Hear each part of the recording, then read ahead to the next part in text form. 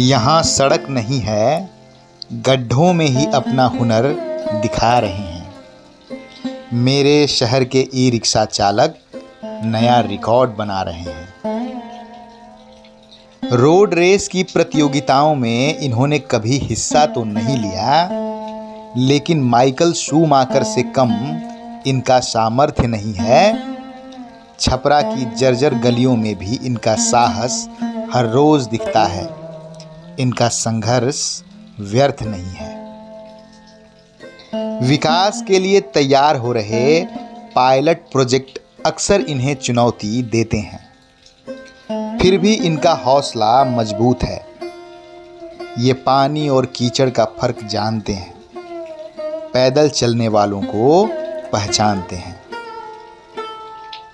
कई बार ये गलत होकर चोट भी खा लेते हैं।